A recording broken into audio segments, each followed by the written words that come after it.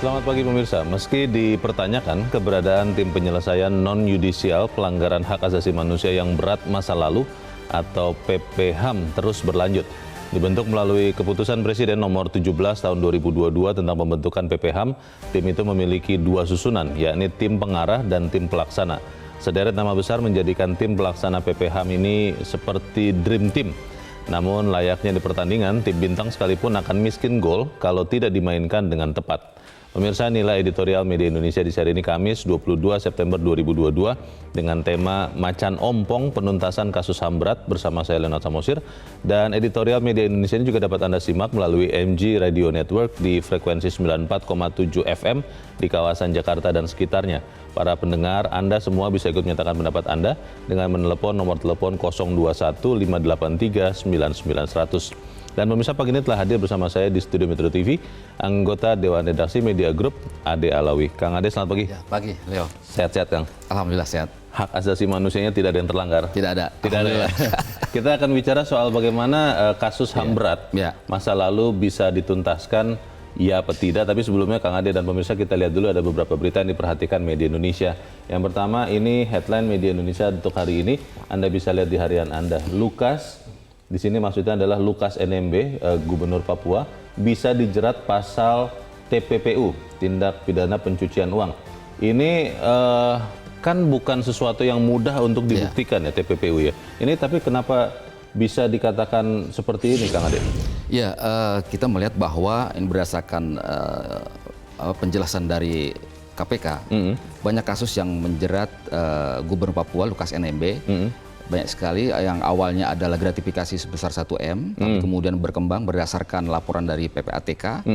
Kemudian dari situ diketahui bahwa ada sebesar 560 miliar dana dikirimkan ke kasino judi di Singapura. Nah, ini banyaknya aliran uang masuk dan uang keluar. Ini kemudian KPK menjeratnya dengan tindak pidana pencucian uang.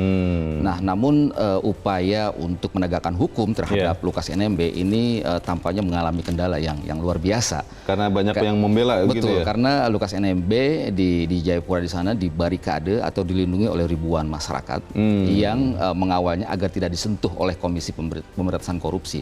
Ini saya kira juga perlu upaya yang kerja keras, terutama tokoh-tokoh Papua, bagaimana kemudian memastikan penegakan hukum di Papua ini bisa berjalan dengan baik. Ini memang fantastis ya, kalau memang benar, kalau di dalam berita dikatakan kan oleh pengacaranya mengatakan bahwa iya sih bermain judi di Singapura saat berlibur, tapi jumlahnya tidak sampai 560 miliar katanya. Mungkin 500 miliar begitu ya. Tapi apapun ini kita harapkan kasus ini tidak membuat instabilitas di Papua ya. Betul, karena kalau memang Lukas NMB yakin tidak bersalah, ya tempuh jalur hukum, datangi KPK, buktikan di situ di jalur pengadilan, begitu ya Kang Ade? Betul, Kita harap kondisi saudara-saudara kita di Papua tetap aman. Kita beralih ke berita selanjutnya, ke halaman 2, halaman dalam di harian Anda pemirsa. Ini beberapa hari yang lalu ya, ada surat edaran Mendagri, pimpinan DPR minta SE Mendagri dikaji. Ini isi dari surat edaran kan intinya adalah memberikan kewenangan bagi pejabat sementara kepala daerah untuk melakukan langkah-langkah yang dianggap perlu terhadap pegawai negeri sipil atau ASN di bawah kendalinya. Ini sebetulnya bukannya sesuatu yang bagus ya Kang Ade, karena kan pejabat sementara kepala daerah yang sekarang ini kan lama ya masa menjabatnya. Kalau kemudian sama sekali tidak berwenang untuk memberhentikan, memindahkan, mereorganisasi ASN-nya, ya semacam seperti yang di editorial, macan ompong juga begitu. Bagaimana Kang Ade? Ya, sebenarnya keluarnya surat edaran Mendagri ini yang memberikan kewenangan kepada penjabat ataupun PLT kepala daerah untuk melakukan mutasi, pemberhentian dan sebagainya. Ini adalah dalam upaya mengakselerasi kinerja kepala daerah yang ditunjuk oleh pemerintah. Namun saya kira ini adalah menegasikan mandat ya. Jadi menegasikan mandat rakyat sebelumnya, di mana kemudian kepala daerah ini tidak bisa sewenang-wenang. Dan ini saya kira juga surat edaran Mendagri juga ini aneh bin ajaib. Karena dalam prinsip hukum itu adalah lex specialis derogat legi inferior. Artinya bahwa ketentuan perundang-undangan di atasnya ini harus ditegakkan, harus diutamakan. Ada dua peraturan perundang-undangan di atasnya, ada dua ketentuan yang mengatur tentang bagaimana PLT dan pejabat ini bekerja. Di situ disebutkan bahwa untuk pemberhentian ataupun mutasi ini harus izin dari Mendagri. Tetapi ini kemudian dibuka nih, tidak perlu lagi izin Mendagri. Ini kan aneh bin ajaib. Bagaimana SE kemudian surat edaran mengalahkan peraturan pemerintah dan undang-undang tentang pemerintahan daerah. Padahal strukturnya surat edaran itu di peraturan perundang-undangan di bawah sekali. PP apalagi undang-undang ya. Betul. Tapi kalau di dalam berita dikatakan ini Kang Ade bahwa Komisi Aparatur Sipil Negara mengatakan walaupun pejabat boleh melakukan rotasi tadi, tapi harus lebih dulu minta izin dari Mendagri. Ini berarti itu ketentuan sebelumnya. Jadi pada ketentuan yang di atasnya di undang-undang pemerintahan daerah ataupun di peraturan pemerintah itu ditegaskan ketika pejabat ataupun PLT mau melakukan mutasi ataupun pemberhentian ASN ini harus izin dulu atau persetujuan dari Mendagri. Tujuannya apa? Tujuannya adalah agar ada unsur kehati-hatian. Jangan kemudian main-main pecat. Apalagi ini menjelang pemilu 2024. Kalau ini kemudian dibiarkan, ini boleh jadi PLT-PLT yang kemudian dilantik bisa melakukan tindakan sewenang-wenang. Seperti itu. Kita harapkan ada pembicaraan lanjutan ya terkait dengan surat edaran Mendagri ini. Kalau saya sih berpikir niatnya pasti baik ya, supaya kemudian pemerintahan sementara yang dipimpin kepala daerah sementara ini efektif juga. Karena kalau sama sekali tidak berwenang kan repot juga ya Kang Ade ya. Dan ini surat edaran Mendagri juga ini sangat mudah nanti dipatahkan di MA nih kalau misalnya dilakukan uji materi ya. Uji materi ya. Baik, kita nanti tunggu kelanjutannya seperti apa. Kita ke berita selanjutnya. Masih dari halaman 2, ekonomi digital Indonesia harus mampu beradaptasi. Ini maksudnya beradaptasi seperti apa ini Kang Ade? Jadi ekonomi konvensional yang sekarang ini masih kita gunakan ya oleh sebagian kalangan masyarakat, ini kemudian harus didorong bagaimana kemudian itu menjadi ekonomi digital, digitalisasi. Karena kalau kita lihat fantastis ketika ekonomi digital ini berkembang di Indonesia, valuasi dari ekonomi digital ataupun di e-commerce pada tahun 2021 itu nilainya 1.000 triliun. Artinya kalau misalnya ini didorong terus seluruh aktivitas ekonomi masyarakat, transaksi ekonomi masyarakat menggunakan ekonomi digital, maka bukan tidak mungkin kita akan menjadi raja di dunia ini, setidaknya di Asia, untuk perkembangan dari ekonomi digital atau e-commerce. Termasuk mungkin terutama adalah supply produknya ya. Iya, betul. Karena kalau kita pakai e-commerce sekarang ini kan banyak sekali sebenarnya barang-barangnya impor itu ya. Jadi yang diuntungkan adalah produsennya. Lalu kemudian perusahaan yang memiliki aplikasi e-commerce-nya itu. Sementara untuk pengusaha atau pengrajin dalam negeri ya menatap saja begitu ya, menonton saja begitu ya. Saya kira dari pemerintah harus menciptakan sebuah tata kelola yang adil ya. Bagaimana kemudian para pengusaha lokal ini, nasional ini semakin berkembang. Jangan kemudian mereka dihantam oleh barang-barang impor karena kemudahan dari ekonomi digital tadi itu. Jangan kemudian karena atas nama perdagangan bebas, kita kan sudah anggota WTO, kemudian sama sekali tidak ada keberpihakan kepada pengusaha dalam negeri. Betul. Karena sejujurnya kalau kita lihat negara-negara lain, Korea deh misalnya begitu ya, itu yang maju ke depan itu sering pemerintahnya sebetulnya untuk memajukan pengusaha-pengusahanya. Oke, kita harap nanti ada keseimbangan ya soal ekonomi digital ini. Kita langsung ke editorial pemirsa. Editorial ini pada hari ini menyoroti bagaimana kita bisa menuntaskan kasus pelanggaran hak asasi manusia atau HAM berat. Ada komisinya yang baru. Tapi memang kalau saya melihat Kang Ade, prosesnya ini agak kurang pas ya. Belum ada undang-undang yang melandasi pembentukannya. Lalu kalau kita bicara, ini kan non-yudisial ya. Ini maksudnya bagaimana nih Kang Ade? Jadi penyelesaian pelanggaran HAM non-yudisial ini adalah penyelesaian di luar pengadilan. Nah ini kalau kita lihat dari Undang-Undang Pengadilan HAM, maka ini saya kira tidak bisa dilaksanakan. Jadi tim penyelesaian pelanggaran HAM berat ini seperti pelanggaran HAM berat tahun 65, kemudian Trisakti Semanggi II, Wasior yang di Papua, kemudian Talang Sari. Ini saya kira juga ini tim ini tidak akan bisa ngapa-ngapain gitu, karena tidak mempunyai kekuatan hukum, tidak mempunyai kekuatan yang bisa memaksa. Dan yang lebih baik lagi, rekomendasi dari pikiran dari kita itu, dari editorial kita itu adalah mendorong bahwa semuanya harus diselesaikan secara lewat yudisial, lewat jalur pengadilan. Atau kalau misalnya kita mau menggunakan jalur non yudisial, katakanlah bisa melihat dari model yang dilaksanakan di Afrika Selatan ketika menyelesaikan kasus apartheid. Jadi waktu itu Nelson Mandela membangun dengan Pendeta Desmond Tutu membangun yang namanya Badan Peradilan Restoratif, Komisi Kebenaran dan Rekonsiliasi. Nah, yang menariknya dari Komisi Kebenaran dan Rekonsiliasi ini adalah semua masyarakat yang merasa menjadi korban pelanggaran HAM berat di Afrika Selatan itu melapor kepada komisi, kemudian bukti-buktinya apa, para pelapornya dipanggil, kemudian pelapornya menyampaikan pengakuan bahwa memang saya bersalah. Setelah itu kemudian diberikan pengampunan oleh Nelson Mandela, oleh pemerintah. Pengampunan. Berarti konsekuensi hukum dari tindakan pelanggaran HAM beratnya tidak dilanjutkan lagi? Tidak dilanjutkan. Nah, kita memang pernah menciptakan namanya Komisi Kebenaran dan Rekonsiliasi pada tahun 2004. Kemudian pada tahun 2006 Undang-Undang Komisi Kebenaran dan Rekonsiliasi model Indonesia ini kemudian dibatalkan oleh Mahkamah Konstitusi. Jadi ada sejumlah warga kemudian juga NGO yang menggugat, yang melakukan uji materi terhadap Undang-Undang Komisi Kebenaran dan Rekonsiliasi ke Mahkamah Agung, ke Mahkamah Konstitusi. Hasilnya adalah seluruhnya ditolak. Pertanyaannya adalah apakah seluruh kemudian KKR itu dibatalkan maksud saya. Apakah kemudian PP HAM ini memang adalah niatan yang sungguh-sungguh dari pemerintah untuk memulihkan kondisi-kondisi terutama korban pelanggaran HAM berat, atau memang ini ya bagian dari gestur politik saja? Kita akan bahas itu, Kang Ade, dan inilah editorial Media Indonesia untuk hari ini, Kamis 22 September 2022, Macan Ompong, penuntasan kasus HAM berat.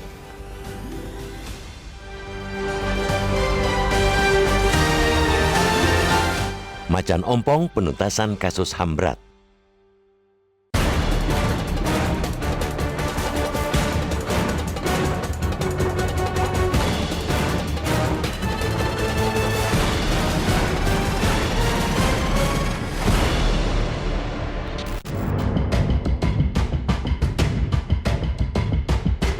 Meski dipertanyakan keberadaan tim penyelesaian non-yudisial pelanggaran hak asasi manusia yang berat masa lalu terus berlanjut. Dibentuk melalui Kepres nomor 17/2022 tentang pembentukan PP HAM. Tim tersebut memiliki dua susunan, yakni tim pengarah dan tim pelaksana. Sementara tim pengarah terdiri dari para menteri. Susunan tim pelaksana resmi diumumkan kemarin. Presiden Joko Widodo menempatkan sosok-sosok berpengalaman. Sebut saja mantan Ketua Komnas HAM, Ifdal Kasim, mantan Ketua KY, Suparman Marzuki, ahli hukum dan HAM, Harkristuti Harkrisnowo, serta akademi Komarudin Hidayat dan Ahmad Muzaki. Mereka diketuai diplomat senior yang juga penasehat Komnas HAM, Makarim Wibisono. Sederet nama itu sekilas menjadikan tim pelaksana PP HAM bak Dream Team. Namun, layaknya di pertandingan, tim bintang sekalipun akan miskin gol jika tidak dimainkan dengan tepat. Kesangsian ini pula yang membayangi PP HAM karena kelahirannya yang tanpa landasan undang-undang. Dalam Undang-Undang 26/2000 tentang Pengadilan HAM, mekanisme penuntasan kasus-kasus pelanggaran HAM berat melalui jalan non-yudisial mensyaratkan adanya undang-undang payung, yakni Undang-Undang Komisi Kebenaran dan Rekonsiliasi. Hingga kini, rancangan undang-undang komisi tersebut masih dalam pembahasan di Kemenkumham. Tidak hanya itu, penyelesaian non-yudisial mestinya melewati sejumlah tahapan. Pertama, adanya pengungkapan kebenaran oleh komisi atau tim yang dibentuk. Kemudian, jika ditemukan adanya keterlibatan lembaga negara, maka harus dilakukan reformasi institusional. Setelahnya, barulah adjudikasi atau cara penyelesaian perkara di luar pengadilan berdasarkan keinginan para pihak tanpa adanya paksaan. Terakhir adalah pemulihan bagi para korban dan keluarga korban. Keempat, tahapan itu harus dilakukan berurutan. Selama ini, penyelidikan berbagai kasus HAM telah dilakukan Komnas HAM. Namun berkas penyelidikan bolak-balik dikembalikan ke Jagung. Akibatnya, ada 12 kasus pelanggaran HAM berat yang mandek, termasuk kasus Trisakti, Semanggi 1 dan 2, Talang Sari, hingga Wasior 2001-2002. Kejagung memberikan berbagai alasan untuk penolakan berkas, termasuk soal penyelidik yang tidak disumpah. Satu-satunya kasus yang masuk ke peradilan adalah kasus Paniai 2014. Menko Polhukam Mahfud MD menyatakan Kebuntuan yuridis antara Kejagung dan Komnas HAM itulah yang diharapkan diselesaikan dengan PP HAM. Meski terdengar berpihak pada para korban, penyelesaian lewat PP HAM menyiratkan jalan pintas yang ingin ditempuh. Berkaca pada kasus Paniai yang akhirnya dapat mulai disidangkan di PN Makassar kemarin, jelas bahwa penyelesaian yudisial memungkinkan. Betul bahwa berkas tuntutan kasus itu pun masih banyak kelemahan di mata pengamat, termasuk sisi pengungkapan keterlibatan institusi. Kelemahan inilah yang ke depan semestinya diperbaiki jaksa sebagai penyidik. Pemaksaan jalan pintas melalui PP HAM justru menunjukkan ketidakmampuan negara dalam mendorong proses yudisial. Jikalaupun Presiden tetap bersikeras menjalankan PP HAM, maka mekanisme itu tidak boleh menutup proses persidangan di masa mendatang. Negara tidak boleh memberikan amnesti kepada para pelanggar HAM. Begitu juga keadilan bukan berarti sudah ditegakkan meski negara memberikan pemulihan, apapun bentuknya, kepada korban dan keluarganya. Terlebih, kita pun sudah belajar dari sejumlah wacana terkait HAM berat yang dibuat pemerintah selama ini. Wacana tersebut akhirnya menguap karena tidak mendorong keadilan yang diharapkan.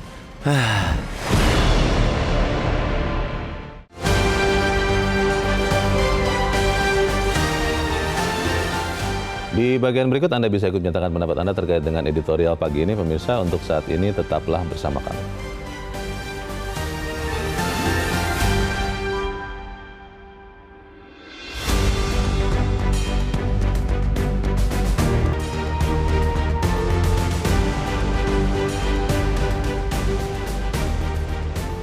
Terima kasih pemirsa, Anda masih bersama kami di Editorial Media Indonesia, dan sebelum kita berdialog lagi, Kang Ade, kita mau bertanya dulu. Kita saat ini sudah terhubung lewat saluran telepon dengan tenaga ahli utama Kedeputian 5 Kantor Staf Kepresidenan atau KSP, Profesor Dr. Siti Ruhaini Zuhayatin. Prof. Ruhaini, selamat pagi. Selamat pagi, Bang Leo. Ya, Prof, selamat pagi, kita Kang Ade. Iya, Pagi. Kita melihat ada niat baik pemerintah untuk menuntaskan kasus HAM berat. Ada kepres ya yang baru saja dikeluarkan untuk membentuk PP HAM. Kami menyebutnya begitu, Prof. Tim Penyelesaian Non-Yudisial Pelanggaran Hak Asasi Manusia yang berat masa lalu. Nah, tapi kan pertanyaannya adalah belum ada undang-undang yang menjadi dasar pembentukan tim ini. Itu bagaimana ya, Prof? Baik, Bang Leo.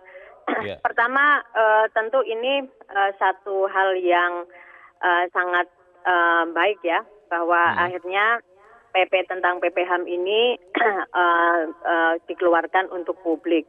Nah, menyangkut tadi pertanyaan Bang Leo, ini belum ada undang-undangnya. Kita sudah pernah punya undang-undang, tapi itu kan dibatalkan ya. Tadi juga sudah dibahas oleh Kang Ade. Nah, sebetulnya pemerintah pemerintah dengan DPR sebetulnya terus membahas untuk membentuk undang-undang KKR ini. Seperti juga disampaikan oleh Bapak Presiden ya di dalam pidatonya, bahwa pemerintah dan DPR terus membahas tentang RUU KKR yang baru. Ya, demikian juga Pak Menko Polhukam juga menyampaikan demikian. Jadi walaupun belum ada undang-undang, ini status hukumnya bagaimana, Prof? Jadi begini, Bang Leo, setelah kita pelajari juga ya, misalnya dalam satu buku yang ditulis oleh Patricia Heiner gitu ya, beliau adalah ahli transitional justice, itu di dalam bukunya Unspeakable Truth tahun 2009, itu sebetulnya sebagian dari 40 komisi kebenaran ya, terus commission itu yang ada di dunia itu dibentuk dengan executive measure gitu, yaitu dengan keputusan eksekutif. Jadi kepres ini sebetulnya merupakan satu terobosan ya.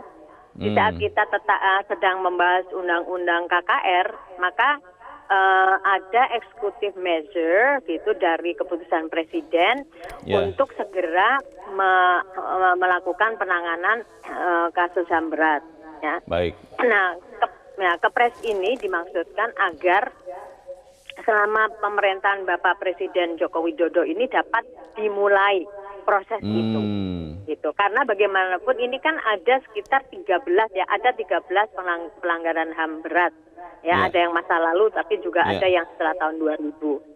Nah, oleh sebab itu ini berjalan terus, berseiringan gitu antara Kepres ini dengan pembahasan rencana undang-undang KKR itu, Bang Leo. Oke, Prof. Roy, ini artinya kalau non-yudisial itu di luar pengadilan, artinya kalau untuk pelaku-pelaku pelanggaran HAM beratnya akhirnya tidak akan dihukum begitu, atau maksudnya bagaimana ya, Prof? Jadi begini, Bang Leo, proses itu pemerintah tetap menempuh jalur dua jalur ya. Yang pertama adalah yudisial, itu tetap berjalan. Ya. Kemudian ada yang non yudisial. Jadi mereka sifatnya complementary, tidak substitutif ya.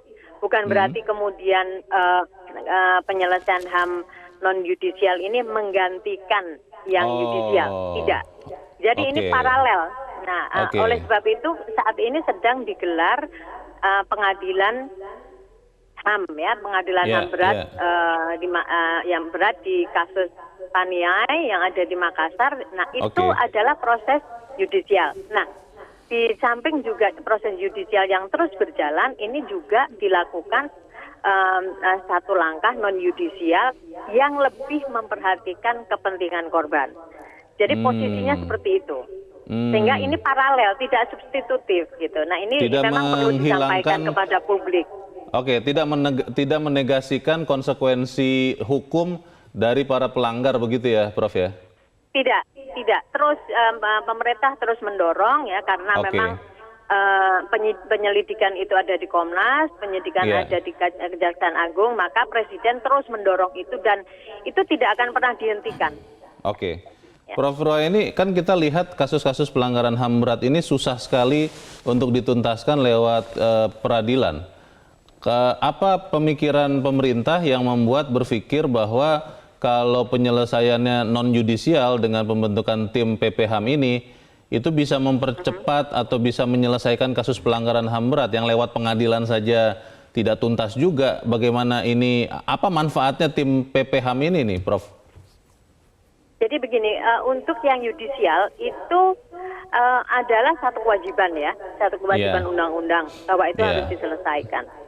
Tetapi sekali lagi penyelesaian secara yudisial ini kan prosesnya lama ya, ada pembuktiannya, kemudian juga proses penyidikannya dan lain sebagainya. Padahal di satu sisi yang lain itu juga ada kepentingan korban.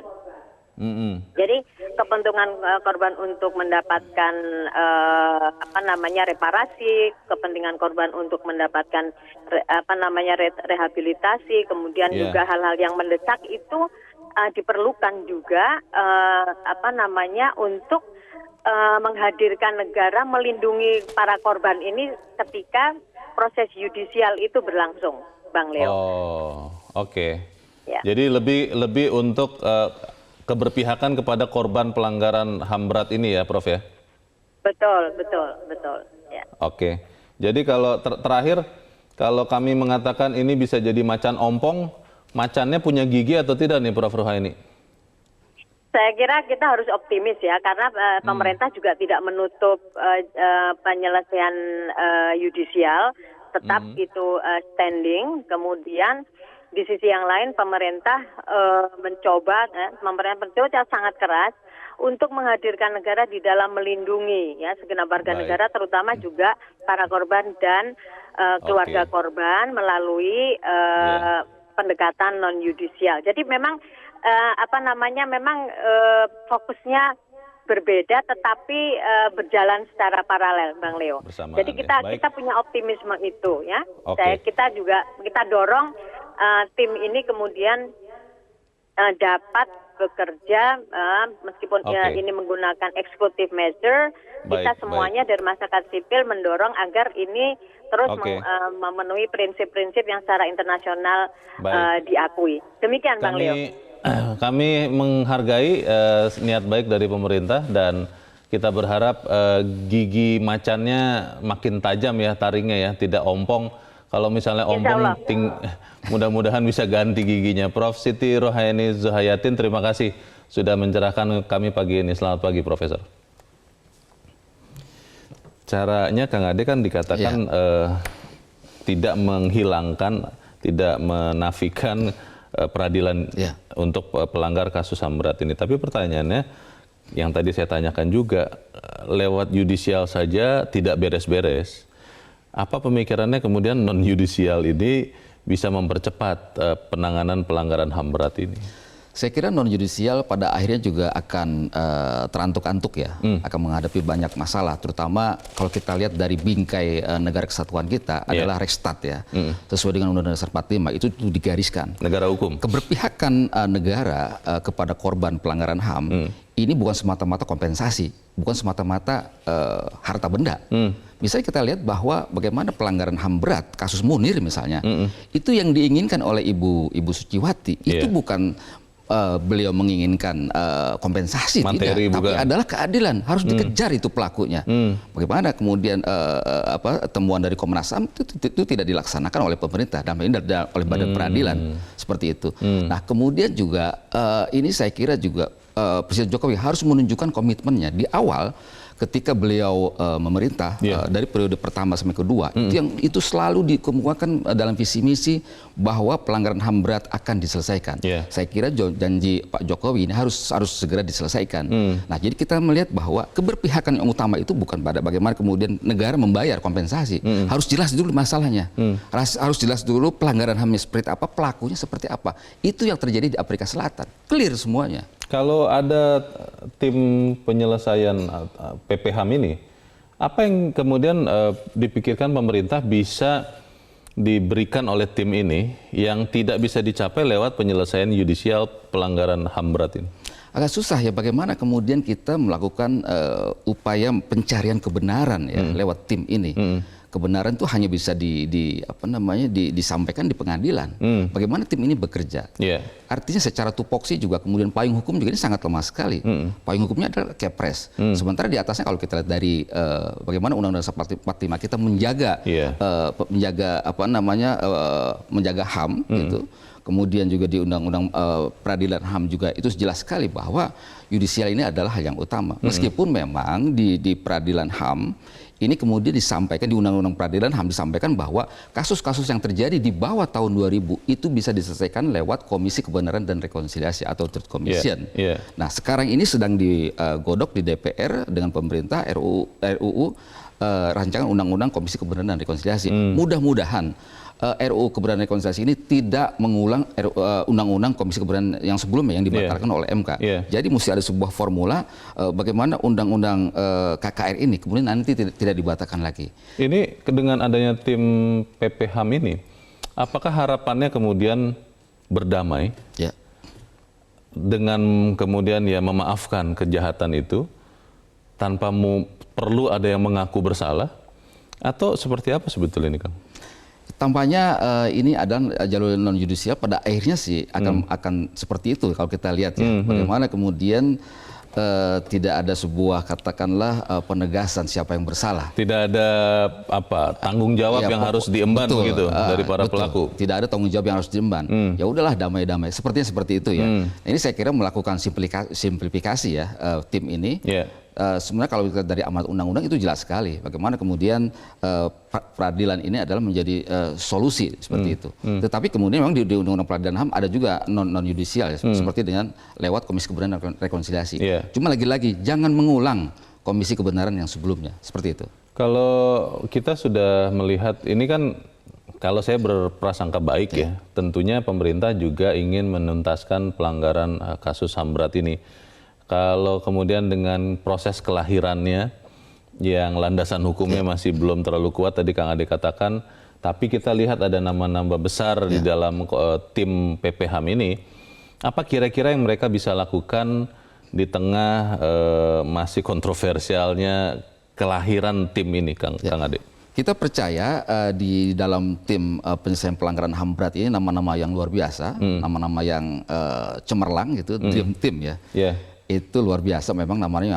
Mereka adalah beliau-beliau tokoh-tokoh yang memiliki integritas tinggi, mempunyai kompetensi dan kapabilitas untuk menyelesaikan masalah yang terkait dengan hukum. Nah, namun kiranya tim ini nanti harus bisa bekerja bagaimana memenuhi aspek rasa keadilan korban. Ini saya kira yang utama. Kalau kompensasi, saya kira pemerintah akan bisa memberikan kompensasi, restitusi dan rehabilitasi.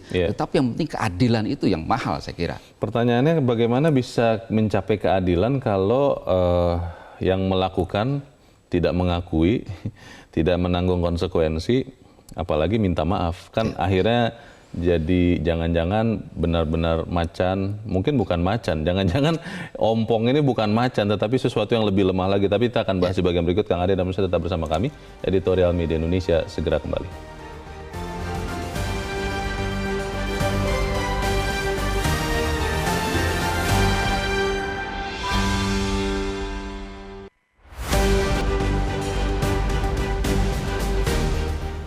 Media Indonesia mengajak Anda untuk mengakses fitur premium e-paper. Dengan sajian konten berbasis intelektual dan meneguhkan kebangsaan, Media Indonesia tampil dengan lebih dinamis melalui e-paper Media Indonesia yang dapat Anda akses kapan saja, di mana saja. Caranya mudah, download aplikasi Media Indonesia di Android atau ketik link e-paper.mediaindonesia.com atau bisa scan QR Code pada layar kaca Anda. Klik tab e-paper di bagian samping layar tablet Anda, daftarkan data diri, serta pilih paket berlangganan e-paper Media Indonesia sesuai dengan kebutuhan Anda. Nikmati juga bonus spesial tambahan 4 halaman rubrik fokus setiap hari. Semua bisa Anda dapatkan hanya di e-paper Media Indonesia. Untuk informasi lebih lanjut, hubungi customer service di nomor 0811 1201 2018 atau kunjungi media sosial @Media Indonesia. Media Indonesia, referensi bangsa. Terima kasih pemirsa, Anda masih bersama kami di Editorial Media Indonesia, dan saat ini Kang Ade kita mau mendengarkan juga pendapat dari pemirsa Metro TV. Saat ini kita sudah terhubung dengan pemirsa Metro TV di Jember, Jawa Timur. Ada Pak Ihwan. Pak Ihwan, selamat pagi Pak. Selamat pagi Bang Leo, selamat pagi Bang Ade Alawi. Selamat pagi. Bagaimana Pak Ihwan pendapat Anda Pak? Pemahaman mengenai hak asasi itu wewenang moral. Saya ulangi lagi, wewenang moral yang secara alami diberikan kepada manusia. Jadi itu dalam bentuk abstrak, yaitu pengetahuan, nilai, dan norma. Baru dapat diwujudkan, dilaksanakan, diaktualisasikan kalau dalam bentuk hukum positif. Nah, inilah yang sering orang melupakan. Jadi tetap saja, karena itu wewenang moral, bukan wewenang positif, maka bagaimana hukum positif mengaturnya? Nah, hukum positif itu tergantung pada sistem politik. Nah, kalau sekarang sistem politik mempanglimakan politik, maka sudah barang tentu ini akan berpengaruh. Sebab legitimasi politik, etika politik ya, moral politik Pancasila itu, legitimasinya ada pada hukum, demokrasi, dan moral. Oleh sebab itu, Kalau menurut Anda pembentukan tim penyelesaian penuntasan kasus HAM berat ini akan efektif mendorong penyelesaian kasusnya, lalu juga membantu memulihkan harkat dari keluarga korban, atau ini memang ya hanya berhenti di bagian dari upaya saja Pak? Bagaimana Pak? Ya, hanya sampai di upaya memang. Karena memang jadi macan ompong. Karena pengertiannya itu wewenang moral, bukan wewenang positif. Jadi kalau kemudian mau diwujudkan, dilaksanakan, maka hukum positifnya bagaimana? Tergantung kepada the man behind the gun. Nah, disinilah orang yang political will-nya itu didasarkan etika politik Pancasila, maka penegakan hukum itu luar biasa. Nah, sekali lagi, masih, bentar. ABRI TNI itu baru bergerak itu kalau sudah masalah prinsip ini ditinggal atau macet, yaitu ideologi negara, konstitusi negara, eksistensi negara, kemudian Bhinneka Tunggal Ika, dan pembangunan nasional baru bergerak. Kalau sedangkan dalam kenyataannya aktualisasi hukum itu mesti like dislike, prejudice, negative interpretation, dan ikut kelompok yang otomatis. Oleh sebab itu, tugas pimpinanlah untuk membawa dari yang tidak prinsip kepada yang prinsip. Ini tugas leadership dan tugas apa yang dinamakan dengan manajemen ketatanegaraan. Saya kira itu yang pokok. Baik, terima kasih Pak Iwan di Jember, Jawa Timur. Selamat pagi Pak. Di belakang Pak Iwan ada Pak John Veto di Batam, Kepulauan Riau. Pak John, selamat pagi. Selamat pagi, Bung Leo. Selamat pagi, Mas Ade Alawi. Ya, bagaimana Pak John? Ini silakan sangat, Pak. Sangat bagus ya, yang diulas oleh, yang dibedah oleh editorial menurut saya. Macam apa? Macam ompong tentang kasus HAM berat ini ya. Karena ada 12 kasus HAM berat yang masih tertun. Jadi begini. Kenapa nggak selesai-selesai? Padahal kita media untuk menyelesaikan masalah HAM di Republik Indonesia sesuai dengan apa kan sangat gampang sebenarnya. Kalau nawaitunya itu tadi. Ya, kita berbeda dengan Myanmar, dengan negara apa kita berbeda. Karena kita ada Pancasila. Mungkin bisa ini diselesaikan. Ya contoh ya kalau kasus HAM berat yang ada yang meninggal, ini kan bisa mungkin melalui pendekatan persuasi kalau negara itu ya dipenuhi hak apa dia. Kalau anak yang disekolahkan, apa salahnya sih? Cobalah pakai menyelesaikan masalah hukum cara Indonesia. Kita menampakkan pada Indonesia, inilah cara Indonesia menyelesaikan HAM berat. Karena itu banyak caranya. Mungkin ada yang dipakai kearifan lokal, pidana lokal, pendekatan keagamaan, enggak, ini sengaja ditunda atau apa ini? Nah, jadi ini sangat saya tidak begitu betul. Kasian juga saya ada duduk sama kawan satu yang dari kejaksaan. Apa sih susahnya di kita? Kita sangat berbeda dengan negara yang lain yang HAM beratnya berbeda. Kita berbeda, pendekatan kita berbeda. Dengan adanya tim penyelesaian non-yudisial ini, kalau menurut Pak John, akan bisa membantu menuntaskan kasus pelanggaran HAM berat, atau jangan-jangan ya seperti judul editorial ini Pak John, jadi macan ompong. Menurut Anda bagaimana? Ini yang sangat kita takutkan. Tapi yang kembali lagi tadi, yang selalu kita bahas, nawaitunya itu.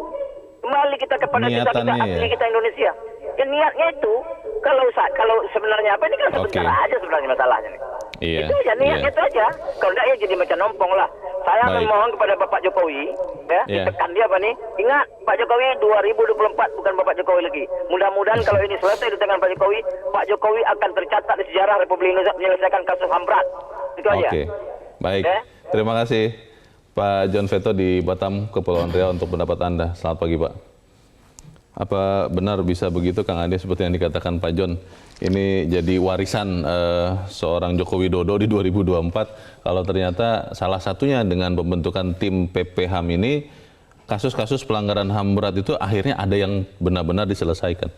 Ya, saya kira kalau memang ini bisa dilakukan dan semuanya berjalan secara smooth ya, sesuai dengan tujuan semula dibentuknya PPHAM dan kemudian bisa menerimanya semua pihak, saya kira ini menjadi sebuah legacy ya. Yang paling penting adalah begini Leo, yang paling penting adalah jangan sampai generasi bangsa ini dan kedepannya mengalami merasa memiliki beban sejarah kelam.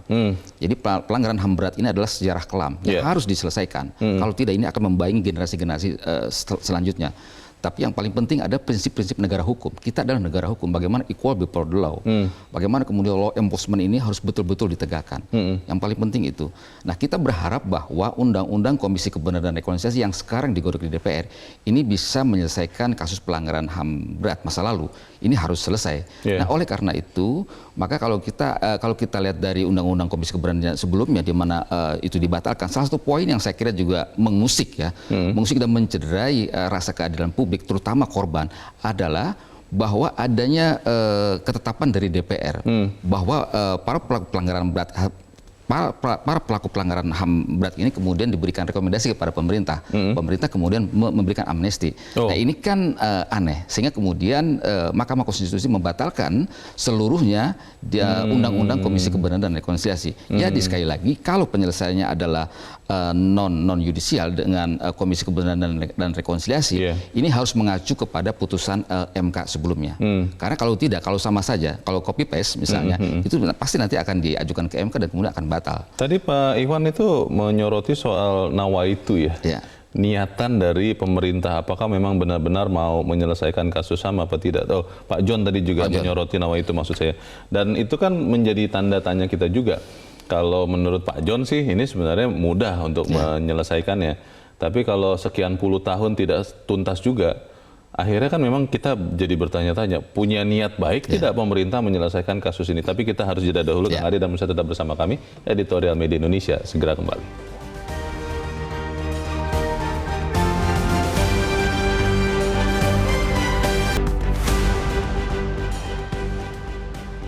Terima kasih Anda masih bersama kami. Kita di bagian akhir diskusi kita pagi ini, Kang Ade. Terlepas dari bagaimana proses terbentuknya tim PPHAM ini, kita kan sambut ya niat baik pemerintah. Tapi apa yang kita bisa pesankan supaya tim ini tidak menjadi macan ompong?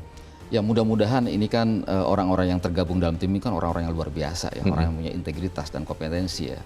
Nah ini mudah-mudahan nanti ada sebuah formulasi penyelesaian HAM. Artinya pemerintah tidak melakukan simplifikasi, tetapi juga bagaimana secara komprehensif ada aspek keadilan, kompensasi, restitusi, dan rehabilitasi itu bisa dilakukan nantinya. Mudah-mudahan ya. Dan terkait dengan Kepres ini kan sebenarnya bisa diadain dulu juga.